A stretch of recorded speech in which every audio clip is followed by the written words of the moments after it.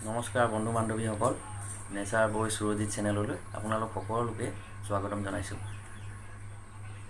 তো মোৰ চেনেলটো নতুন যিবিলাক দৰ্শকে চাই আছে, কৃপা কৰি লাইক, কমেণ্ট আৰু ছাবস্ক্ৰাইব কৰি ল'ব প্লিজ। যোৱা ভিডিঅ'ত মই আপোনালোকক ওৰাঙৰ বিষয়ে অৱগত কৰাইছিলোঁ আৰু মই কৈছিলোঁ যে ইয়াৰ ভৌগোলিক বিৱৰণ মই অহা ভিডিঅ'ত আপোনালোকৰ আগত ব্যাখ্যা কৰিম। আজি মই ওৰাঙৰ ভৌগোলিক বিৱৰণৰ বিষয়ে ক'বলৈ ওলাইছোঁ আৰু ইয়াৰ ইতিহাসৰ বিষয়েও ক'ম। তো ভিডিঅ'টো আৰম্ভ কৰোঁ বন্ধুসকল।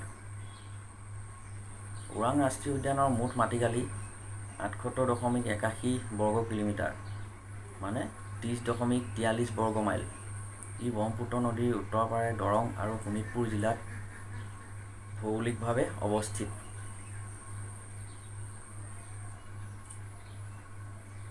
ই ব্ৰহ্মপুত্ৰ নদীৰ উত্তৰে দৰং আৰু শোণিতপুৰ জিলাৰ মাজত ভৌগোলিকভাৱে অৱস্থিত।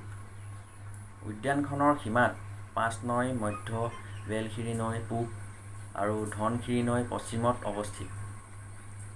এই নৈবোৰ উদ্যানখনৰ দক্ষিণে অৱস্থিত ব্ৰহ্মপুত্ৰ নদীত মিলিত হৈছে। বাৰিষা কালত উদ্যানখনৰ বেছিভাগ অঞ্চল বানপানীৰ দ্বাৰা প্লাবিত হৈ পৰে। ইয়াত ১২টা জলাশয় আৰু ২৬টা মানৱ নিৰ্মিত পুখুৰী আছে। সেইবাবে উদ্যানখন ইণ্ডো-মালয় জৈৱ বৈচিত্ৰ্য হটস্পটৰ অন্তৰ্গত। পাল্লিক প্লামভূমি এক অবিচ্ছেদ্য অংগ। উদ্যানখনৰ মুঠ এলেকাটো ইষ্টাৰ্ণ হিমালয়ান আৰ্দ্ৰ পৰ্ণপাতী অৰণ্য ১৫.৮৫ বৰ্গ কিলোমিটাৰ, ইষ্টাৰ্ণ ঋতু জলাশয়ৰ অৰণ্য ৩.২৮ বৰ্গ কিলোমিটাৰ, ইষ্টাৰ্ণ আৰ্দ্ৰ পাল্লিক তৃণভূমি ৮.৩৩ বৰ্গ কিলোমিটাৰ, ছাভানা তৃণভূমি ১৮.১৭ বৰ্গ কিলোমিটাৰ, নিকৃষ্ট তৃণভূমি ১০.৩৬ বৰ্গ কিলোমিটাৰ, জলাশয় ৬.১৩ বৰ্গ কিলোমিটাৰ, আৰ্দ্ৰ বালিচৰ চেণ্ডি এৰিয়া 2.66 বৰ্গ কিলোমিটাৰ আৰু শুষ্ক বালিচৰ ৪.২ বৰ্গ কিলোমিটাৰ আদি শ্ৰেণীত বিভক্ত।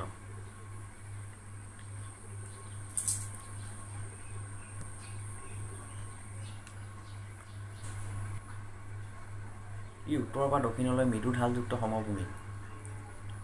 এলেকাটো সাগৰ পৃষ্ঠৰ পৰা প্ৰায় ৪৫ মিটাৰৰ পৰা ৭০ মিটাৰলৈ উচ্চ।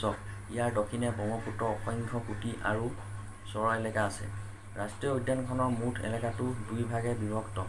উত্তৰৰ পৰা প্ৰায় ৫০% এলেকা উচ্চভূমিৰ সমতল আৰু দক্ষিণে প্ৰায় ৫০% এলেকা ব্ৰহ্মপুত্ৰৰ বানপানী আৰু গৰাখহনীয়াৰ দ্বাৰা সৃষ্টি হোৱা পাললিক প্লাৱনভূমি।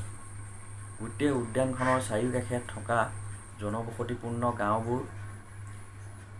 গাঁওবোৰৰ বাবে ইয়াৰ নৃতাত্ত্বিক চাপ যথেষ্ট বেছি।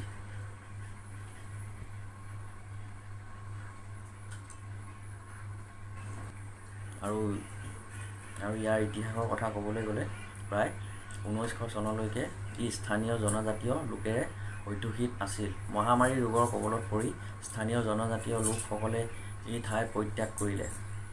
১৯১৫ চনৰ ৩১ মে' তাৰিখে ব্ৰিটিছসকলে ২২৭৪/2276/R নং চৰকাৰী বিজ্ঞপ্তিযোগে এলেকাটোক ওৰাং গেম অভয়াৰণ্য হিচাপে ঘোষণা কৰে।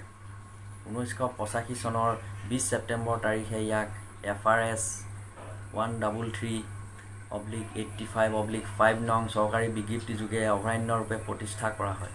কিন্তু ১৯৯২ চনত ইয়াক ৰাজীৱ গান্ধী অভয়াৰণ্য ৰূপে নামাকৰণ কৰা হয়।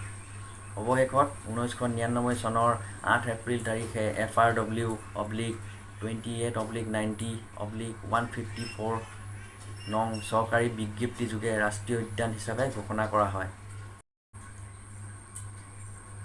ভিডিঅ'টো কেনেকুৱা পালে ক'ব, লাইক কমেণ্ট শ্বেয়াৰ কৰি দিব। আৰু বহুত জানিবলগীয়া কথা লৈ মই নেচাৰ বয় সুৰজিত চেনেললৈ আপোনালোকৰ আগত উত্থাপন কৰিবলৈ আহিম। ধন্যবাদ সকলোলৈ।